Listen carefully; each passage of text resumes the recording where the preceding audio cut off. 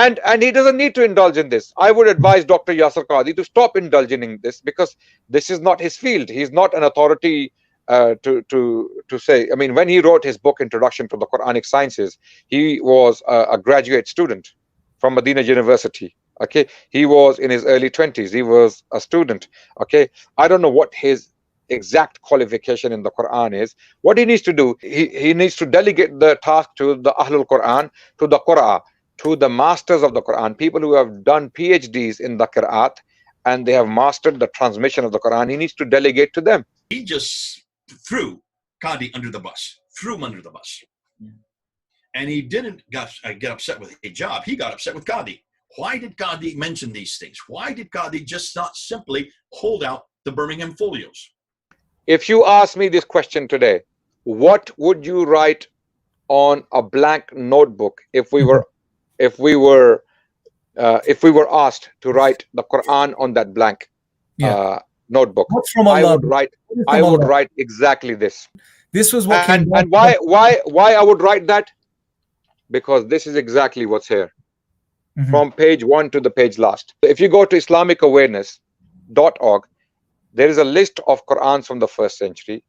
We have the entirety of the Quran, from the 1st century.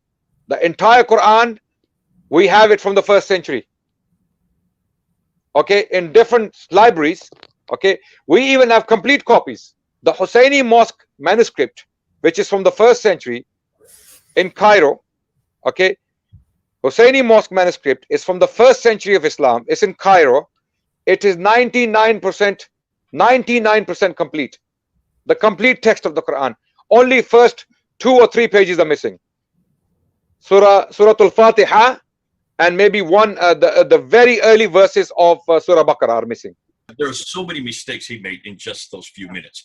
He mentioned that the Birmingham folios prove. He said, why did he just show this? Because there's no Qira'at. See, Qira'at are only the dots added and the vowelization. That's done in the 8th and 9th century. So the Qira'at is not the most damaging material. This is not even that damaging. When Qadi said this is the most difficult question they've had, no, it's not, Qadi. Wait till you see what we're going to throw at you.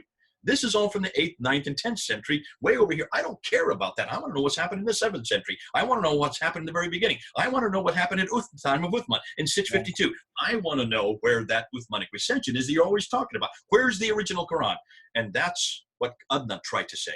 Adnan tried to bring that in. Did you notice? What is the Quran that he claimed was the Uthmanic Quran? The Husseini Quran in Cairo. Right. What an idiot. Wow. Claiming that, and did you notice what he claimed? He said it was from the original, but then he quickly qualified himself. No, it's from the 1st century AH. That means up to 719. Yeah. That this is before 719.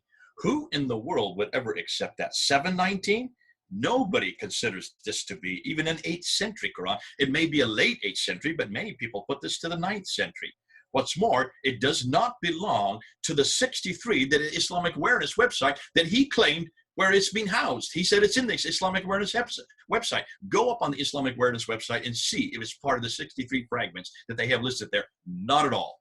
When they radiocarbon date the parchment, are it's the parchment itself that they're dating, or is it the ink on the paper, or is it both? How does that work? It's the actual skin, it's the actual material. They carbon date the material, and basically the dating tells you when the animal was killed, because it is vellum. It comes from goats.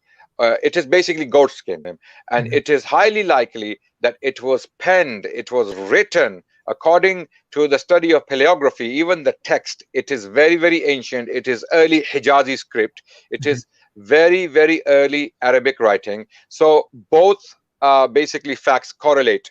Okay, the dating of the parchment and the text.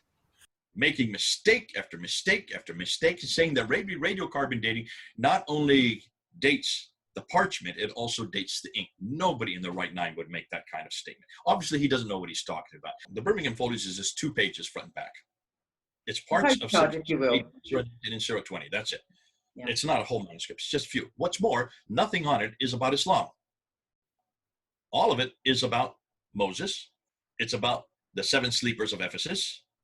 And if you look at these stories have nothing to do with Islam. These are pre-Islamic stories. Right. What's more, The dates are 568 to 645. When was the Quran finally canonized under Uthman? In 652. So even if you go with the latest date, the last date, it's 7 years before the Quran was even finally canonized, finally written down. Yeah. So how could it be the original Quran? Secondly, on top of that, carbon dating is so inexact. The fact that they have to put from 568 to 645, that's almost 100 years wingspan, proves that this is a very inexact science. Thirdly, what you notice, and this is what you brought up, when you talk about radiocarbon dating, you can only look at when the animal died. So the parchment may have been created at that time. Let's say 645. They're going to go with the latest date, obviously. Let's just say it was created 645. When was it written on? That could be decades later. That could be many years later. What's interesting is you cannot date the ink, because the ink is amalgamation of many different pigments that come from many parts of the world, that come from many people. Only date one. Nobody ever dates the ink. You can only date the parchment. Now, so Adnan made enormous amount of mistakes, but it's what he has done us a favor, and this is what I want to talk about. In this whole thing, everything has been Qira'at, which is way back in the 8th and 9th century. I don't want to talk about the Qira'at. I would rather they talk about the manuscripts. So who has done us a favor by now pushing us into the manuscripts but Adnan Rashid? Which means now, this week, we're going on the offensive. Remember, Kay, I've said always, the best defense is a good offense. Always put them on the defense. Notice nobody's talking about Bible manuscripts. Nobody's talking about the historicity of Jesus. None of this. It's all against Islam, and it's all against the Quran. The one thing the Muslims don't want us to talk about is this. I think we really do have Islam in a corner. I've never seen it this easy for me. I've never seen it this exciting. I've never seen this many admissions, and I've never seen Muslims starting to censor themselves. Since when do you censor an interview of 25 minutes midway through the week? Why do you do that? Unless, of course, you don't have answers.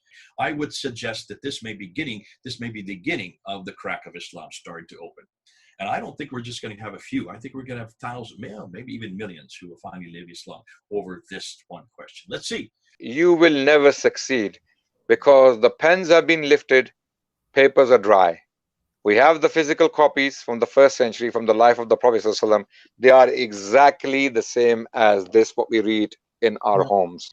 Husseini Mosque manuscript is from the 1st century of Islam. It's in Cairo.